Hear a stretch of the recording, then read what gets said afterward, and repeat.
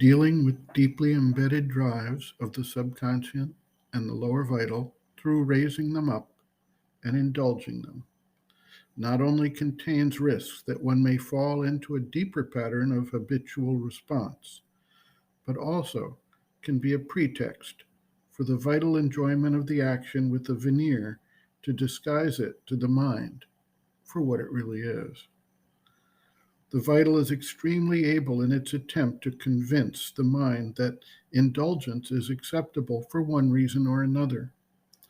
It is particularly difficult for the mind to distinguish and resist when the lower drives are raised up before there is a clear, consistent action of the higher mental and overmental intelligence to be able to both distinguish and resist the pressure of the rising force.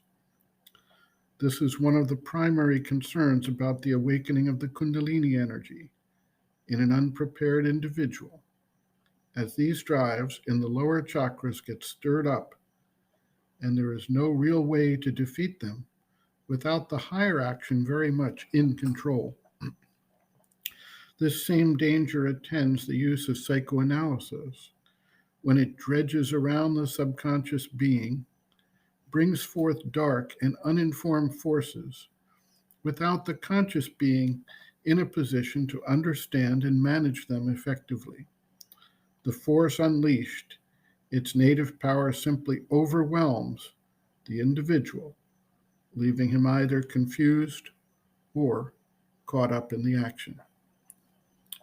Sri Aurobindo notes, quote, the other motive for anubhava is of a more general applicability.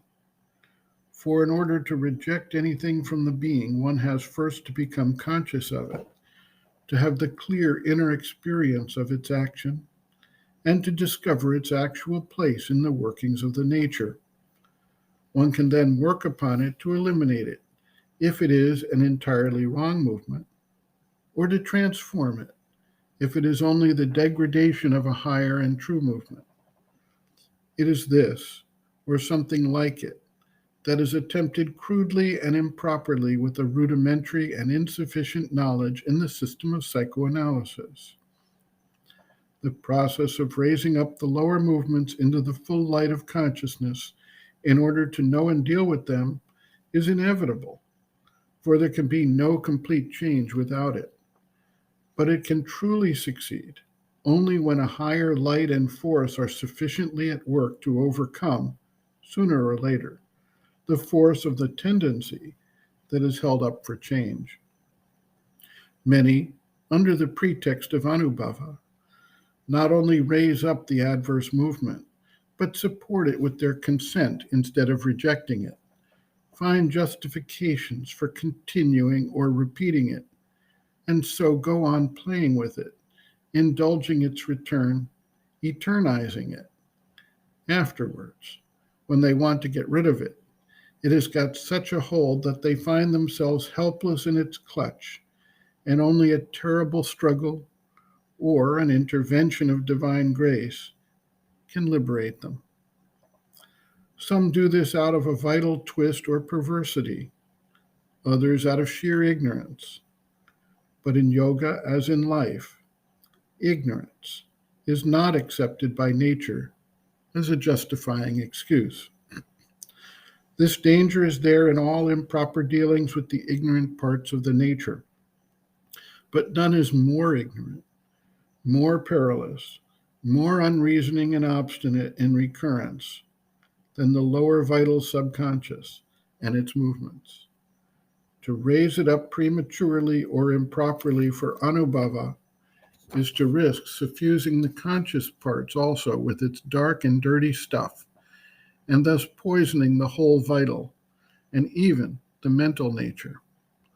Always, therefore, one should begin by a positive, not a negative experience, by bringing down something of the divine nature, calm, light, equanimity, purity, divine strength, into the parts of the conscious being that have to be changed. Only when that has been sufficiently done, and there is a firm positive basis, Is it safe to raise up the concealed subconscious adverse elements in order to destroy and eliminate them by the strength of the divine calm, light, force, and knowledge? End quote. Reference, Sri Aurobindo, Integral Yoga, Sri Aurobindo's Teaching and Method of Practice. Chapter 9, Transformation of the Nature, Transformation of the Subconscious, pages 262 to 267.